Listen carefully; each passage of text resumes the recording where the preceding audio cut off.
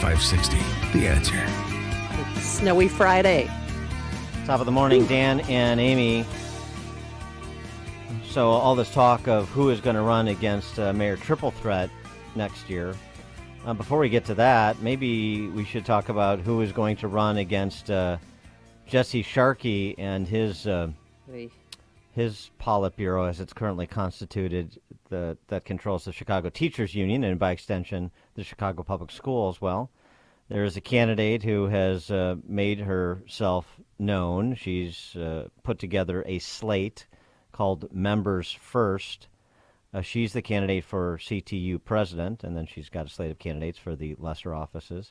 Her name is Mary Esposito-Usterbowski, and she joins us now. Thank you so much for being with us. Appreciate it. Oh, thanks so much for having me. How long have you been in CPS? I have worked for Chicago Public Schools since 2018. Oh, so you're recent. Long time. So when you came in 2018, what was your? I have. Let me take that back. I've been teaching. I started teaching in Chicago Public Schools back in 1998. Oh. Okay. Sorry. And you're a school psychologist now? I'm a school psychologist now. I have.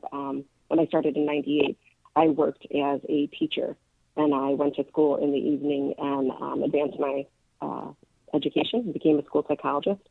And in my time that I worked as a school psychologist, I also worked as a counselor and case manager, and I've been working now back as a psychologist for a number of years.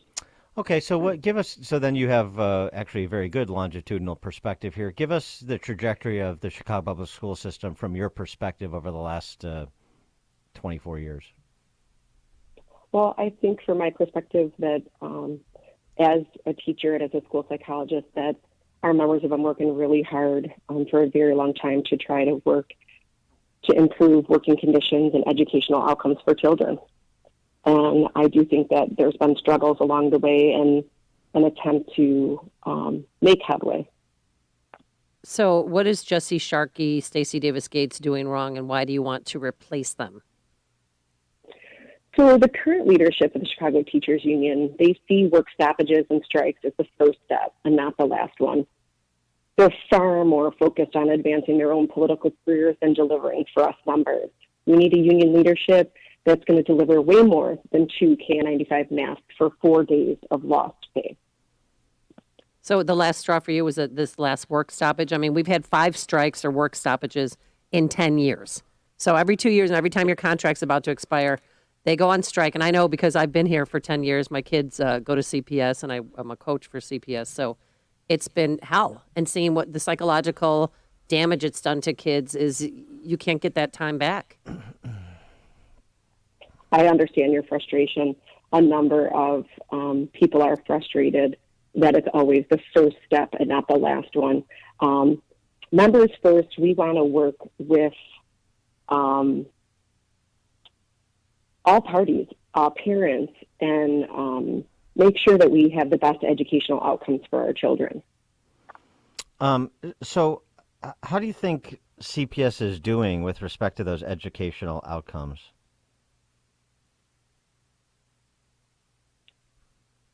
I think there's a lot of progress that we have to make. I think teachers every single day go in, all of our members, from our PSRPs to our clerks to our itinerant teachers to our clinicians, all of our members go in and give 200% every single day. This pandemic, the effects of gun violence, poverty, they play out in our classrooms each and every day.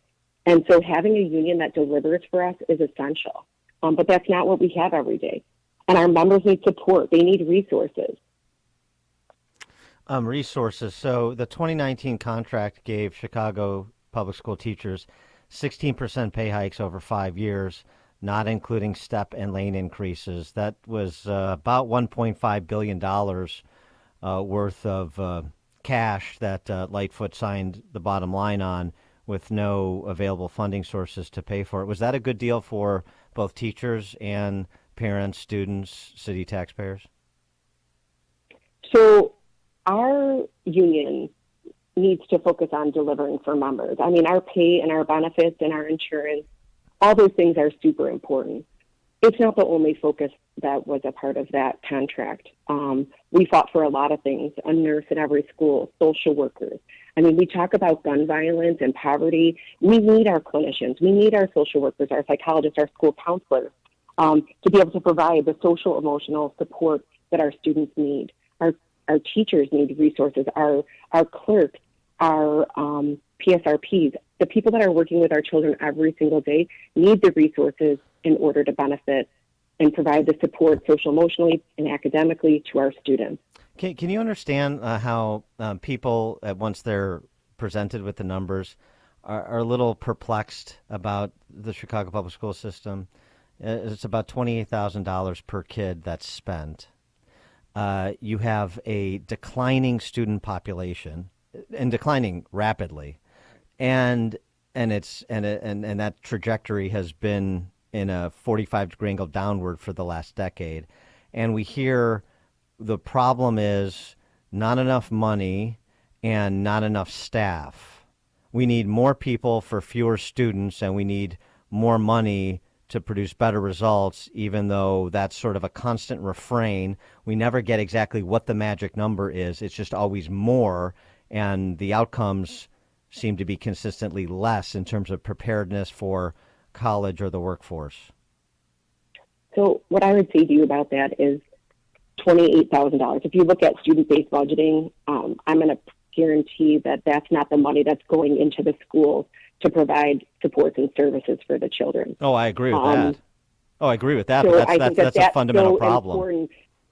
I think when people hear that that's how much money is being spent, and I know that's not what's going into the budgets for administrators to provide the supports and resources for children, then I think, that's the conversation that we can have. I also, you talk about the pandemic and gun violence and poverty. Those are three things that have impacted our students this year, and gun violence and poverty for many years. And so looking at equitable resources to ensure that students and teachers and members, clinicians have the resources that they can provide the social, emotional, and academic support that children have. We're coming off of a pandemic. I mean, there's children that haven't been in school for over a year and a half. And so you have kids that... Yeah. No, finish. I'm sorry for interrupting. Well, I mean, what did you think? Well, what did you think of being out of school for... I mean, last year our kids had 12 days of in-person learning. That's it for the entire year, because that's, stupid hybrid 2 days a week. And I'm talking about high school students. Elementary kids went back earlier, but did you agree with that move? So I went back to school in January. Our clerks and our techos were back in the building at the beginning of the school year. Special education teachers, preschool, early childhood.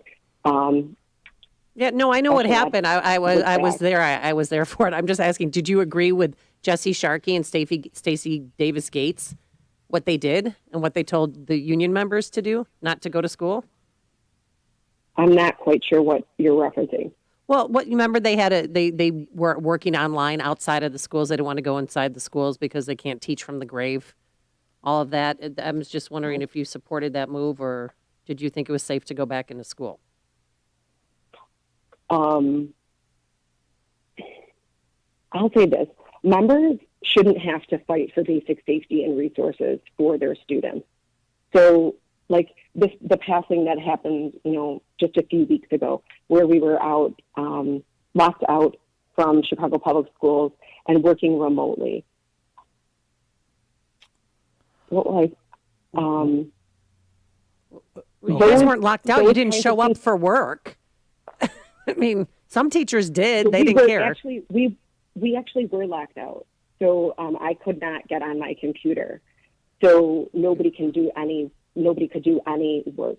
Yeah, but so what I'm saying, here's what I'm saying. You have children in Chicago Public Schools, and you're saying that it's frustrating, and I hear you. And so what I would say to you is that I don't think teachers should have to fight for basic safety standards. I know in many other professions that people just get resources. They don't have to beg for masks for their children. They don't have to beg for their classrooms to be clean. And I don't think that teachers should have to. Mary, come on. There's been plenty of masks there since 2020. I mean, there's been the classrooms are clean. Where are the classrooms not clean? Where, I mean, and where are there There's not classrooms masks? all over. There are classrooms all over the city of Chicago that are not clean. Okay. Would the janitors go on strike or what? I mean, I can guarantee you, ever since this pandemic has started, there has been shortages with staffing.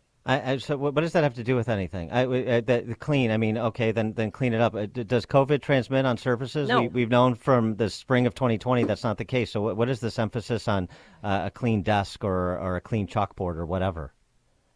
So clean it up yourselves. I don't know. The system is run like an old Soviet agrarian co-op. So yeah, I'm not surprised that money is wasted and jobs aren't done because it's a centralized system that is incapable of producing what it promises to produce.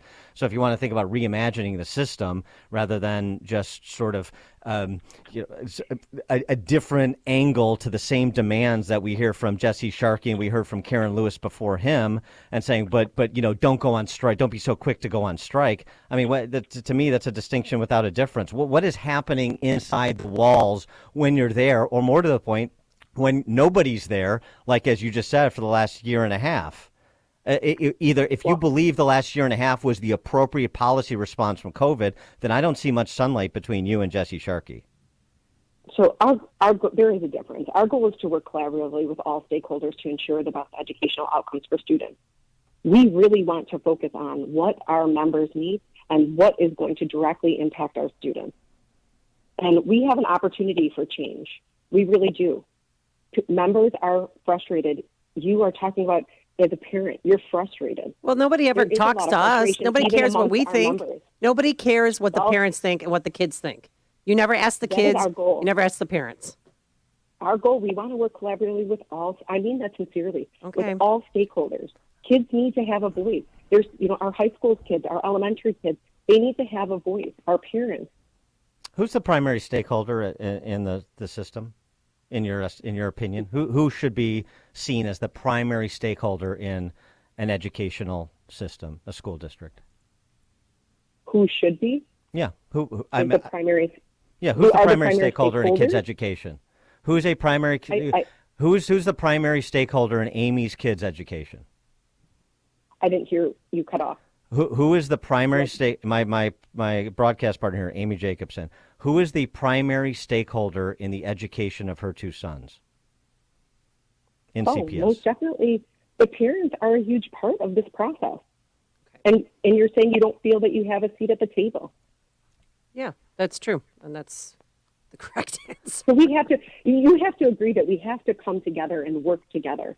We can't keep arguing and fighting and name calling. It really sets a terrible example for our children. As a school psychologist and someone that provides social emotional support to children, we've got to set a better example. We have to learn how to reach out a hand. We're not always going to agree. I'm sure there's things, even in this conversation that you and I just we're having, there's a lot of things you don't agree on, okay? Mm-hmm. And I understand that. We're not always going to have to agree, but we're going to step forward every day and put our best foot forward for our children and to focus on what our kids need for the best educational outcomes for their future. They are our future. Mary, do you think we have to make sure? Right. As a school psychologist, do you see a time? And well, first of all, do you want to go to school ever without masks on?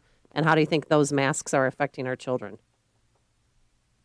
I follow the guidelines that are provided by the CDC. I mean, and I always have. So things are going to change. I mean, things change and evolve.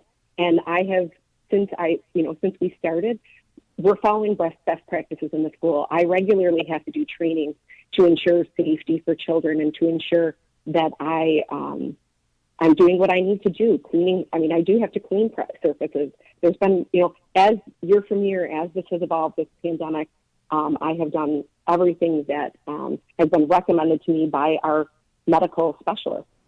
Right, but so look, I understand the position you're in. Okay, you've got a membership that, by the way, all these work stoppages that you say they're too quick to go on strike. Well, of course, these strikes have been supported by overwhelming numbers by the members. So I understand you're in a difficult position, and you're not going to turn the Chicago Teachers Union overnight into something that it's not currently. So there's gradations. So I get it's a difficult position, but it seems to me that if there's not like a bright line choice presented, then why wouldn't those apparatchiks in that union, and if that's name calling, you can call it name calling. I just call it descriptive of who they are as how they've presented themselves.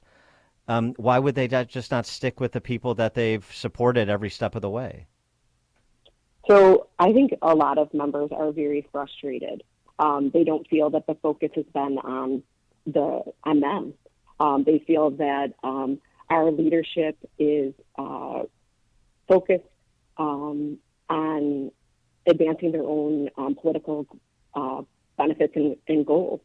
And so they want an opportunity to be represented and to ensure that working conditions are improved for themselves and for their students. So when you say they're interested in advancing their own political goals, this is like you're talking about, for example, like Stacey Davis Gates prattling on about considering running for mayor and that sort of thing. Yeah, we want our union leadership to focus on what members need primarily and how those things are going to benefit the students that we service every day. And if you were elected and your slate was elected, would you commit to no work stoppage? Would you commit to, particularly in this COVIDian era, to no more remote learning? That under your leadership, CTU is going to figure out a way to make sure teachers and kids are in the classroom? I'll promise you this, that we're going to provide transparency in every single thing we do. Our goal is to work collaboratively with every single stakeholder to ensure the best educational outcomes for our students. We have an opportunity to vote for new leadership in CTU on May 20th, and I really hope that that's what members do. All right. She is Mary Esposito-Usterbowski. She's a school psychologist in the Chicago Public School System, and she's the head of the Members First slate. She's running for Chicago Teacher Union president, and she's got a slate of candidates running for those subordinate offices as well. Mary Esposito-Usterbowski, thank you for joining us. Appreciate it. Thank you for having me. Thank you, Mary, and good luck. And she joined us on our turnkey.pro answer line. The stories you need to know to start your day. This is Chicago's Morning Answer on AM 560. The Answer. The Lou Dobbs Financial Report is brought to you by Signature Bank, helping local businesses succeed. Visit signaturebank.bank for your commercial banking needs. I'm Lou Dobbs. Weekly jobless claims are down more